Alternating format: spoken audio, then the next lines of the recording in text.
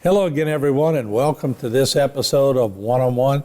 I'm Martin Foss, and I'm very excited today because we're going to have Dr. Dicky Haydel as our guest on One-on-One. We're going to talk about his start, where he lived, how he grew up in that very strong, medically bound Haydel family.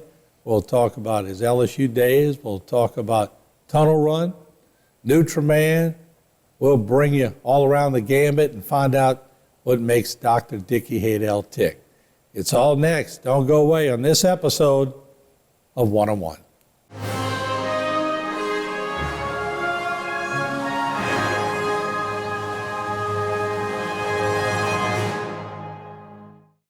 One-on-One is brought to you by the Law Office of Waits and Downer.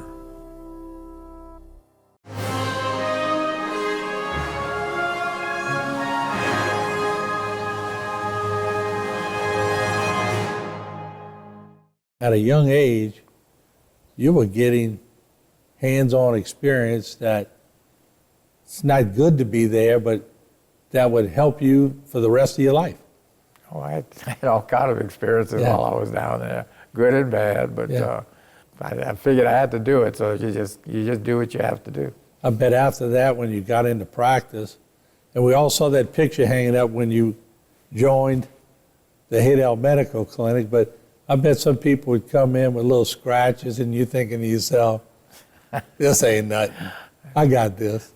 Oh, I see a lot of I got, but a lot of patients worry more about what they got than what they really have, you know. Right. They think it's a lot worse than it is a lot of times. And right. I think that's part of a doctor thing that you're supposed to be able to calm them down and make sure that they're going to be okay. Yeah. You were there. Miss Judy, you said, was raising 3 young kids? 3 young kids, all in diapers, right? Well, how old was Shannon and Shannon was 2. Two? Shannon was 2, Chad was 1, and Scott was 5 weeks. Wow. And Jeffrey was later. Jeffrey was still an egg. He hadn't come out yet. Yeah, wow. So she was, that's why I wanted to give Miss Judy props in the beginning of the show. I imagine when you got drafted, were you nervous to go, or was it just, okay, I got drafted, I'm going? Getting drafted wasn't bad, but finding out where I was going, I was very nervous, yes. Yeah. Very nervous. But did that toughen you up for life? Because you said your sisters were raising you as a kid, but nothing, I don't care if your brothers were raising you, nothing sort of prepares you to go to Vietnam. Was it like it was a MASH unit? We did have a MASH unit, but I was not fortunate enough to be in the MASH unit. Mm-hmm. I was further up, closer to the line than that. Right. I didn't know what to expect. I mean, I'd never been in the Army before, and going through boot camp and crawling underneath those bullet lines and all that. I didn't know what the heck was going on with that. Oh, wow. Did you watch MASH? Yeah, I watched MASH. I mean, was it close? Close, very close. Really? The MASH units, it was close. That's the kind of stuff that they got. So the humor we saw in the TV show was just so they could make it through the day, right? Oh, yeah, well, they still had some humor over there. I went visiting MASH units for a couple of visits and spent a couple of nights over there. They had their fun as well, just like the show. Wow. Interesting. So when you got back, and it's time for you to, I guess, get into private practice and do your thing. And what you're exposing today is really unique to me because we used to see Dr. Jerry as a surgeon. Everybody saw him as a surgeon. You were doing surgery. I'm doing some minor surgery, yeah. Yeah, but I mean, still, I know you see a lot of patients, but that's probably why you were so good at, you were hands-on practitioner. You would fix people, and you were good at stitching people. I bet you learned a lot, and you brought that back day one. Well, we learned most of it in Charity Hospital doing the internship in the Knife and Gun Club. You got all kinds of wounds and that. And of course, Vietnam, we had kind of like the same type of injuries and stuff that we took care of. And when we came to Houma, we had to do everything in Houma. We didn't have a whole bunch of orthopedics. We didn't have a whole bunch of OB. We didn't have a bunch of any other specialties. So we kind of did everything that we could handle. You were delivering babies too? Oh, I delivered a lot of babies. Really? Delivered a lot of babies until Dr. Tommy and Dr. Spence told me they had enough. and when they said they were both quitting, I tried for a week by myself, but I was delivering every night, so I had to stop just like they did. What's the favorite part of your practice? It was OB. Delivering babies was always my favorite part. Really? And why? Why? I don't know. It was just very exciting bringing somebody into the world and walking out with that new baby to the family. And back then they didn't have ultrasound to tell them what kind of sex they were going to have like they do now. So I'd walk out there with the little sheet over the genitalia, and everybody'd be all excited. And you pull it back. This is what you got. Those times were really, really, really fun. So that's the big reveal. I had the big reveal. Right. Now the parties have the big reveal now. Yeah, they do everything a little different now. Yes. Do you remember your first day in private practice when you came back? What was it like? The first day, I was very scared because I'd always had somebody helping me out doing something. But first day I came, Dr. Tommy decided to go on vacation. He left me with 3 deliveries and a bunch of sick people and all this stuff. I was trying to get my feet wet. The first couple of months was a little antsy, but after that I kind of settled in. Now, who was at the clinic in the family on your first day? Your dad was still around. My dad was there, and my brother Jerry, and then me and Dr. Tommy. Okay. What was that like working with your brothers? Dr. Tommy was easy to work with. He rolled with all the punches. If you had to leave, he'd take over. If I had to go deliver a baby, he'd see all my patients for me. He was that easy to work with.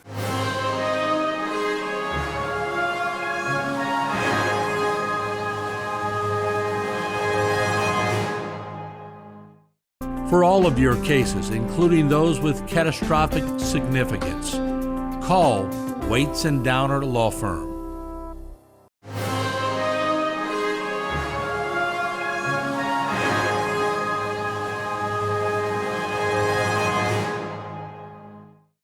Dr. Tommy did all the physicals for a while when we played at Vanderbilt. Right.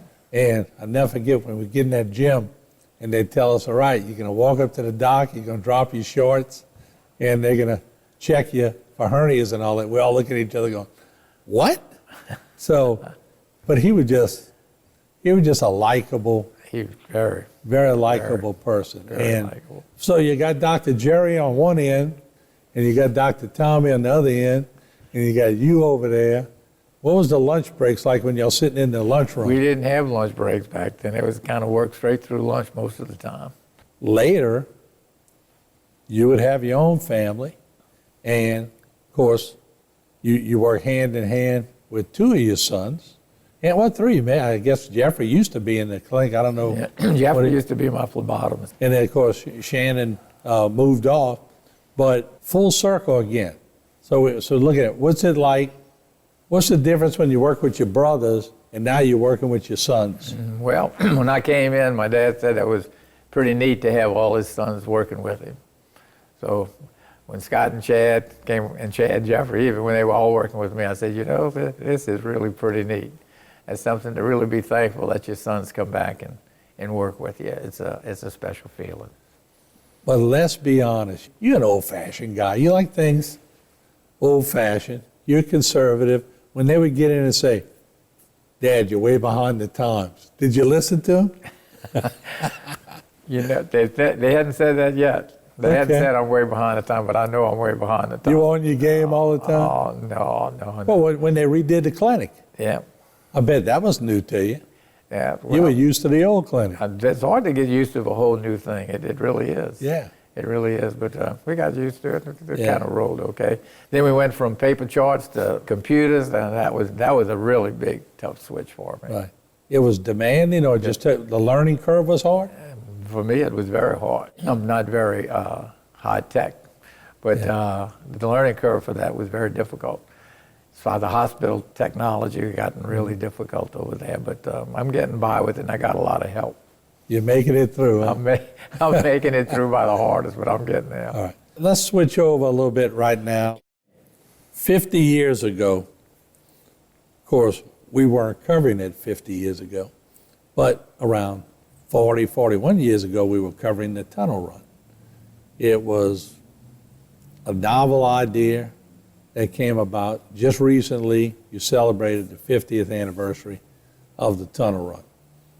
We were there. We had a great time. It's just a fun atmosphere. But let's talk about that, because a lot of people over the years, you're synonymous with a lot of different things, but tunnel run is one of them. How did that come about? Well, the tunnel run was a guy by the name of Randy Ziegler was the head of the American Heart Association in Houma. And he called me and said, look, we need to raise some money. You got any ideas of what we could do? Well, at the time, kind of running they had some races going on, like the turkey trot and all those things. I said, well, we can try a little run, see if we can figure out a 5K run, and then we could have a tennis tournament. And so we put both of those things on, and we did much better with the run than we did with the tennis tournament. So we had the run, and we raised a little money. I said, well, let's try it again next year.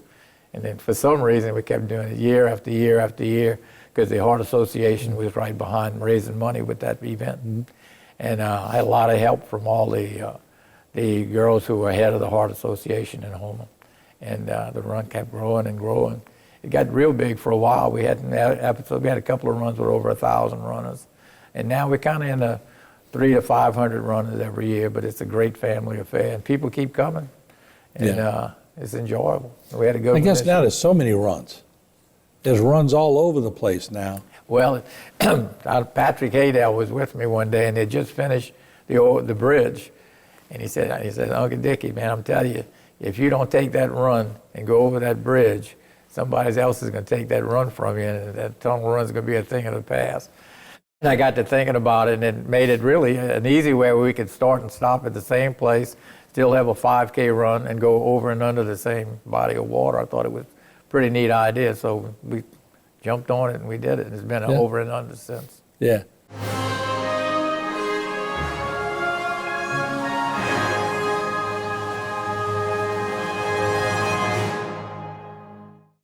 For all of your cases, including those with catastrophic significance, call Waits and Downer Law Firm.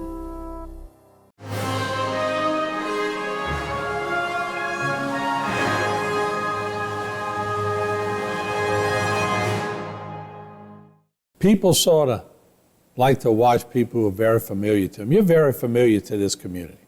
So if you walk in a place, you know there's going to be, no matter what it is, a function, a banquet, or whatever. You may not know this, but people go, it's Dr. Dicky. You're larger than life. And I know you have trouble realizing that, but I'm telling you it's the truth. You're larger than life. So I'm watching you, because that's what I do for a living. I watch people and I interview people. And I'm watching you with this crowd, and they got some people that just watch every move you make. Then you're with the bullhorn, and they're listening to you, and you're giving directions. And then it comes time for them to recognize you, and you wanted to crawl in a hole. You did not want, just like you're sitting here right now, only because you made a promise to me. Where'd you get that from? You have a shy side to you, don't you? A big one. Where'd you get that? I don't know. I don't really know what you're talking about. Except, I hate to be out in front of anything. It's not a very good place to be all the time, because sometimes it doesn't always come out too good.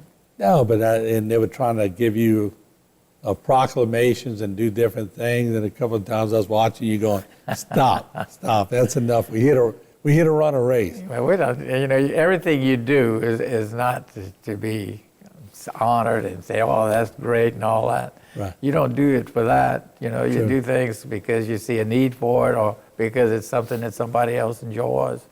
That's life is all about making other people happy. It's not about what you can do for yourself. But I think that's what people love about you. And I think when you look at the whole dynamics of the Haydel family, and there's other big medical families too, that had a lot of family turn out into medicine and all. But y'all were on the ground floor of the leather bags, going in and doing house calls. And I'm not saying medicine is not medicine today, but y'all were on the pioneering of medicine. So y'all took it from point A to whatever point medicine is now. That had to be exciting, watching that transformation. It really was. Let me tell you, it really is. When I came out of medical school, we didn't have CAT scans, we didn't have MRIs, we didn't have the cardiology technology that they have today. We didn't have laparoscopic surgery. There were so many things that we didn't have as the time progressed. But you could see the young physicians were smarter and smarter and more dynamic and really getting into things, and it took a while to kind of convert everybody into the new way. And the new way is good. They were specializing. Medicine as well as super specializing now. You get a guy that goes into maybe say orthopedics, and he'll only do a shoulder, one will only do a hand, one will only do a knee.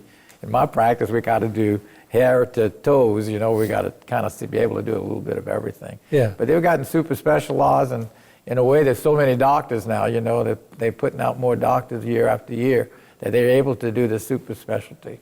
And I think the patients are happy to find doctors that do just one thing and do it really, really well. And I think it's important that we have that in medicine. I used to go sit with Dr. Jerry, as you know, and bring him vegetables or from Daddy's garden or mine. We'd sit there and talk. And all through the process, he would tell me, I did this surgery yesterday using a laparoscopic thing. And I remember he was one of the first ones to do it. Over here, he's doing laparoscopic, but he was like a kid telling me that he was playing with a new toy, but that new toy is very important. To get that in y'all realm, I mean, the ones now, they coming in with technology and they're leaving with technology.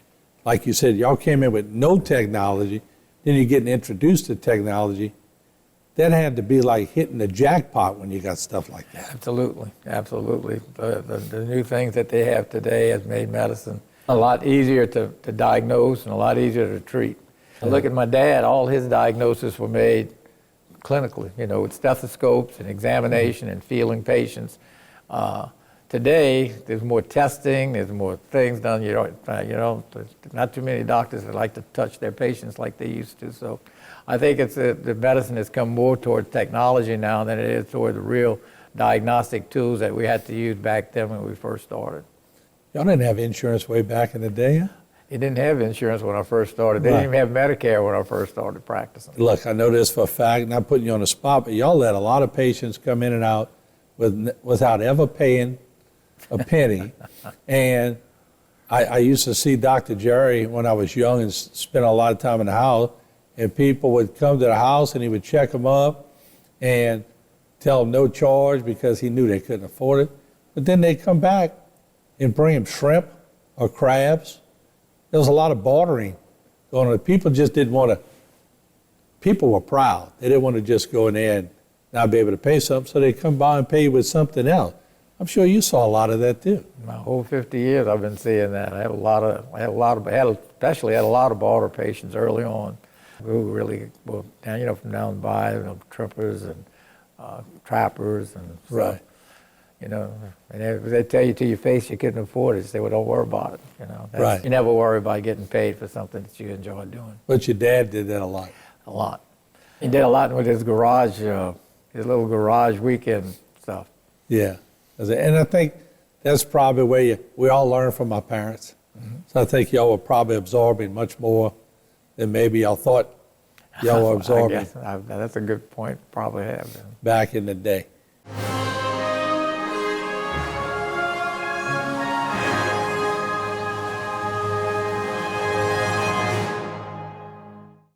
For all of your cases, including those with catastrophic significance, call Waits and Downer Law Firm.